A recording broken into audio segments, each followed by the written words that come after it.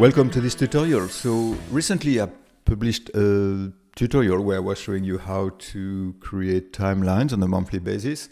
This one goes one step further, I should say. You have the possibility to put a start and an end date, so it's just not one point in time. And you can also add buffers, what I call buffers or contingency. You can decide if you want to leave a little bit of fat or contingency before or after. Sometimes you say, okay, this task will start in February, but with a little bit of luck, you could start in December. So that's a nice way to outline. And also it works the other way around. You could say, I want a buffer of 2 months after, so therefore it's visualized by this line here at the end. It's a bit like a statistical schema, if you like. So this is the first change that I have done here. So there is also a possibility to change the color. You can select the color that you want here, red, blue, whatever color you like, yellow and purple here in this instance. Before I forget, I'll just tell you the page layout that I'm using here. I'm using the marquee to have these pale colors here, marquee. If you go there, page layout, colors, marquee. Now, that being said, what else is there? So there's also some visualization at the top, gives you about the workload. So that could be done by different teams. So I don't know how useful that will be for you, but I just put it there and I can show you quickly how this has been done. So you just input the task. So in this part here, you can select a date. So I have 1st of October here, the start, but we are in May. So down the track, you might want to shift this. You can say 1st of May 2025, it will take 2025 and then it will show you moving forward where you're at. And obviously here you just put a date, you don't put a month, and whichever date you put, like for instance I put 5th of May and it doesn't change, so it just any day in May here. So let me put it back in October 2024. Okay, so this is pretty much it. Now let me show you some hidden cell, or well, the magic happens, I suppose, is that you have some hidden cells all over the place here. One that is under this, and I will walk you through them. And I think there is one somewhere at the top here. I can't remember exactly where I put it. It's here. So those are the dates that I have built to tell me if I need to put a chart or not. So the way I've done it is I multiply the year by 100 and I add the month after here. So you multiply the year by 100 and you add the month. So that gives you something under the format 2025-02 for February and 2025-03 for March.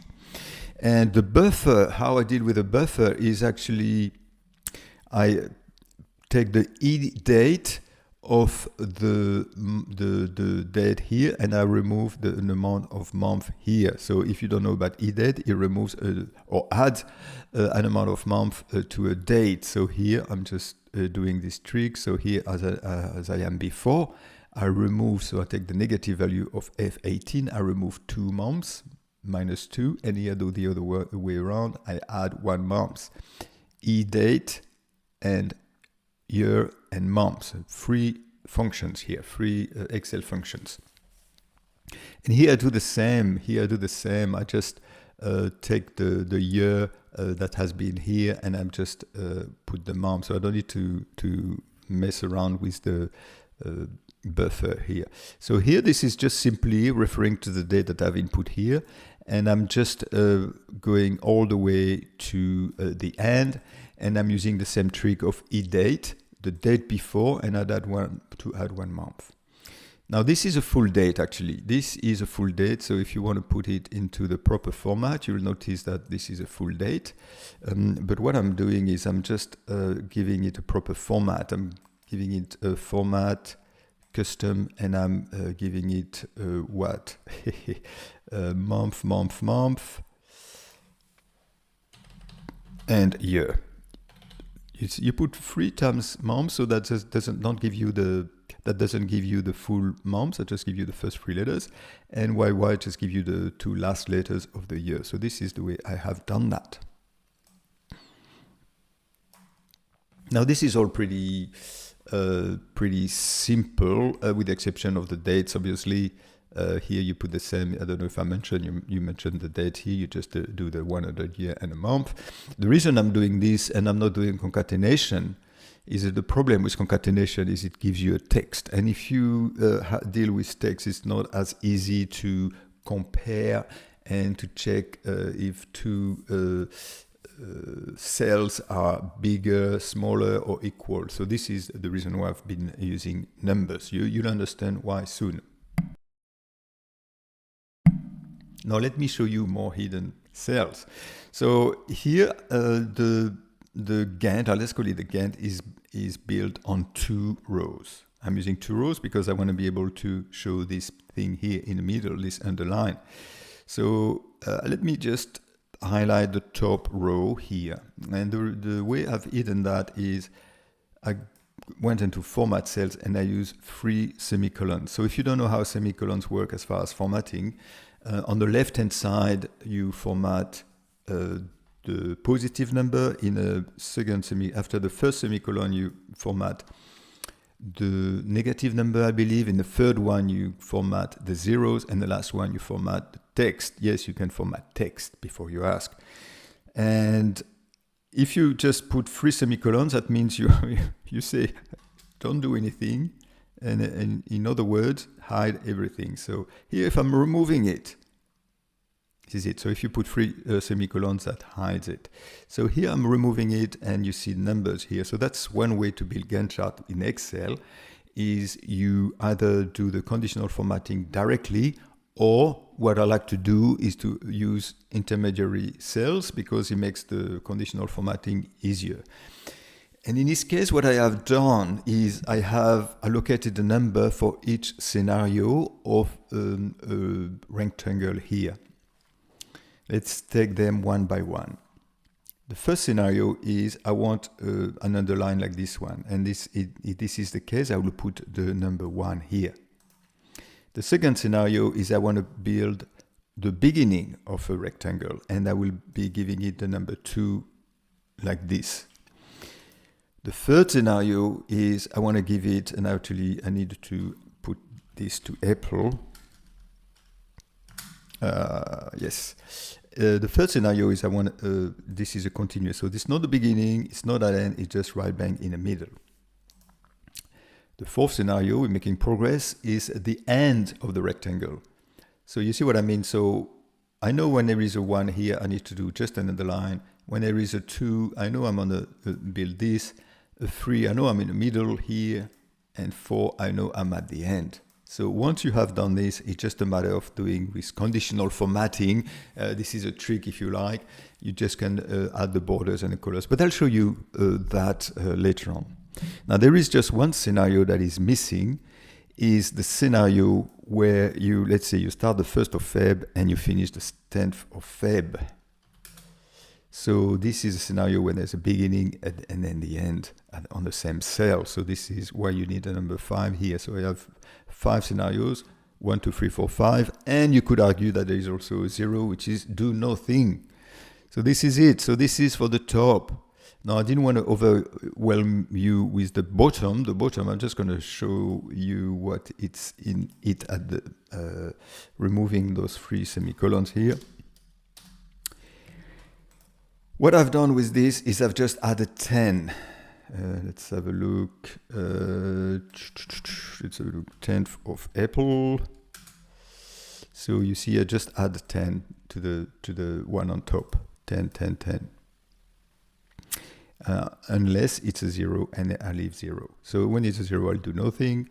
I know that when it's a 12, I had to do the bottom of the rectangle at the start, 13, 14, and when it's a 5, I will have a 15 here at the bottom. So now what I've done is I've allocated numbers to everything, and I can go on with a conditional formatting. Now, the tricky part is to find these numbers, and I tell you, it didn't happen overnight. I just had to spend a little bit of trial and error on this.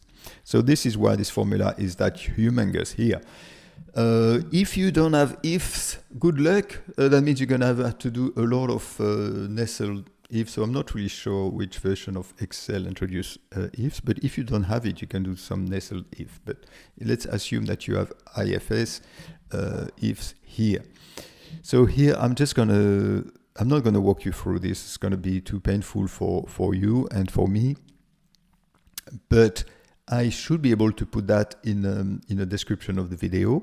Or if you want to pause here and just take a screenshot or whatever to have a look at this, I can just explain to you what I've done roughly and a couple of things that are important in it. So if I forget to put it in the description, please put it in comments.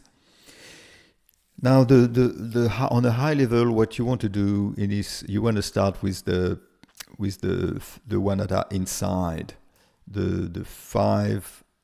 Identify the 5, the 3, the 2, and the 4.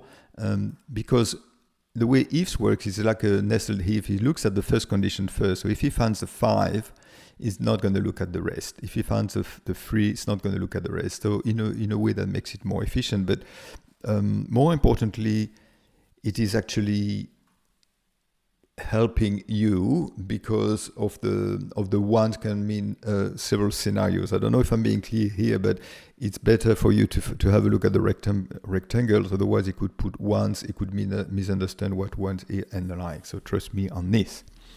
So, and this is what I'm doing. So I'm just comparing the two dates that I have here. So I have dates here and I have dates here. And this is why for this scenario here, I need to check that, I'm at that date here, but I'm not at the start yet. And therefore I know I'm in this scenario 1. Here, I know that I've just started, but I need to check that I'm not ending on the same month, because in this case, it won't be a 2, it'll be a 5. For the 3, I need to check that I have a date in between those two. So it's not very interesting if you want to learn Excel. It's more mathematical, logical, statistical, however you want to call it. It's good for the brain, but it's not good for your Excel tuition, if you like. So that's why I'm not going to walk you through everything. I suggest you have a look at this. If you don't know how ifs works, you have a condition, and then you have what you input in that cell if that condition is met. You have a condition, and after you put what you put in that cell if that condition is met, etc. And at the end you put true. So that means for everything, true. That means everything is true. The world is beautiful. The sky is blue. So therefore you put a 0 in everything else. Okay. So now what we have is we have numbers. So we can say all this, thank you very much. We can say all this, thank you very much. I'm putting you back into, oh, actually, do I have something here? Yes, I put all that with a white font, so it's hidden. Now I need to do some conditional formatting. So let's have a look at the conditional formatting of all this. Manage rules. Okay, so here's all the conditional formatting. Actually, before I go this, I need to have a quick look at this. I don't know if I've explained this yet, but this is where I explain the color, where I allocate the color. So here, it's just a very simple data validation here, where you just list them lazily here. I'm just hard-coded it, as they say in programming language. RBYP, it's there, and therefore I force them to select one of those values. So it's just the way it works. And here I have a very simple conditional formatting, manage rules, where I say if the cell value is R, if the cell value is B, I do this, Y, I do this. And when I say I do this, that means I go here and I go under format and I do the fill and I put this second here. Still in the same color layer that we had before, I'll put the second one here. Now let's have a look at, so now that I have explained this, because this cell here, B18, we need to remember it. If we go back here, conditional formatting, here, at the beginning here, in front of everything, this is where we will be building the diagram based on the numbers that we have. At the beginning here, I'm just allocating the colors. If you are looking at this one, okay, I get you. So this is just, for me, a lazy way to put everything is a format of a font white. A font is white if there is an error. Because the problem is if you don't have any task and the likes, you're going to see errors. So this is my lazy way to say, I don't care about the errors. I'm happy to have errors, but I don't want to see them. So here, this you need to do that for every area here. So what you do is you check if the number here is greater than 1. That's all you have to do. If this is a 2, 3, 4, or a 5, you know that you are in business and you know that you need to coloring. So here we are not building the triangle, we're just putting the colors. So if we know that there is a number greater than 1, we know that we need to color it. And we just a matter, I have 4 scenarios here, it's just a matter of checking the cell B18, which is the cell that is here on the left-hand side that we don't see now. And that's all there is to it. Now, next we are building and if you click on this, you see where it applies. This is a bit of a mess. You know, what you could do is you could remove all this and make sure that you select everything here instead. Because every time I do a demo or anything, it just puts it back bit by bit, but it's much more efficient when you just do it the way I've done it. Just you select everything and you apply it to everything. So let's go back here. Rectangle. Okay. So this is number 5. Okay. Remember the scenario number 5 is this one when there is the beginning and end on the same month. So number 5, beginning and end of the same month. I go and edit the rule. I go in the format and I'm going to border. And here I build this. So I know this is a beginning and end. So I need a border on the left, on the top, and on the right. Yes, that's how we build rectangles in Excel. People going on about Python, but Python is so simple, but it's much more complex than this just to build a square or to put a cell to blank or 0. It's just a nightmare. So please. Okay, so use a formula. Here, number 4, scenario number 4.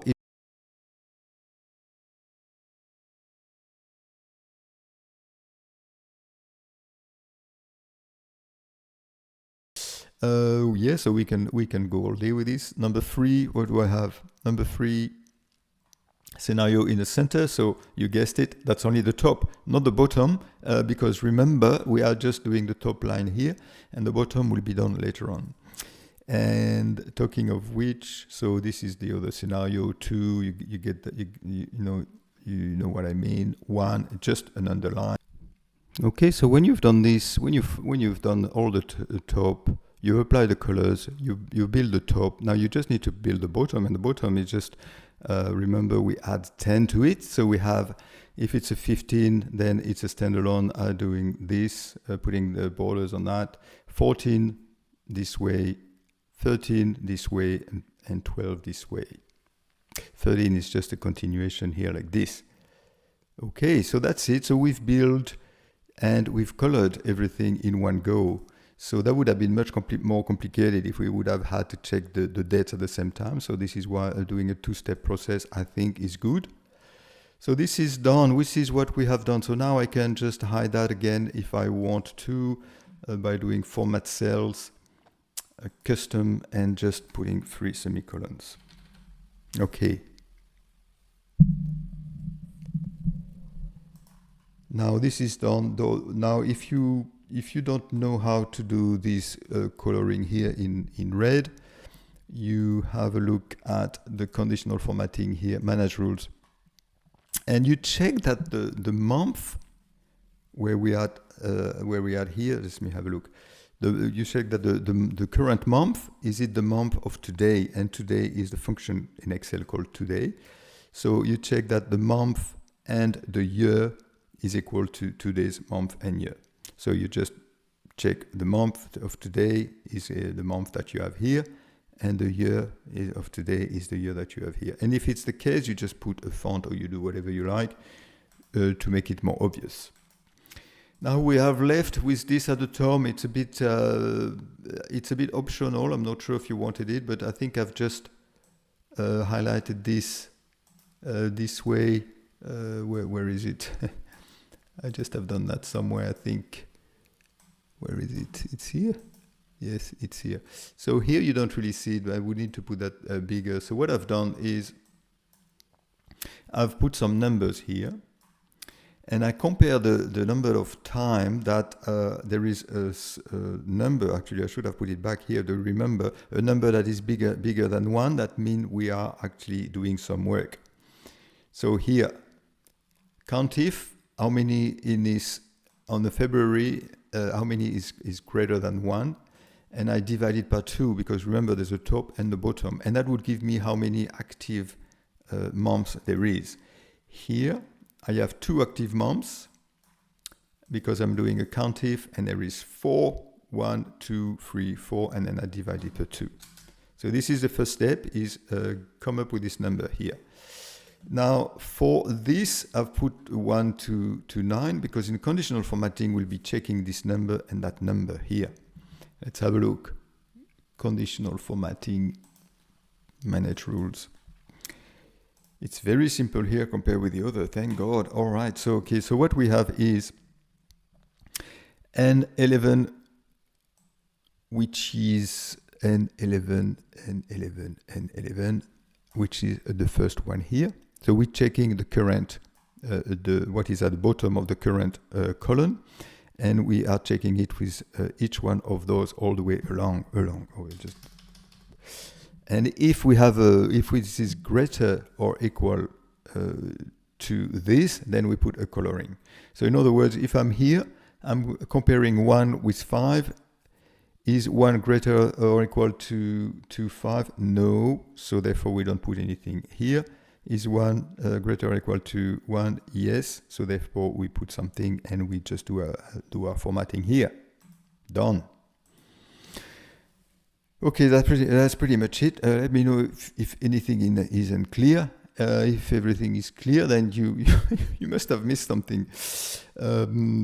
Okay, so as I mentioned, if you want to have a proper Gantt chart where you can put the days, the weeks, the months, and when you can show when something is completed or not, then I suggest you have a look at those videos here where I explain you how to build a Gantt chart really from start. Okay, thank you very much. I'll talk to you soon in the next video.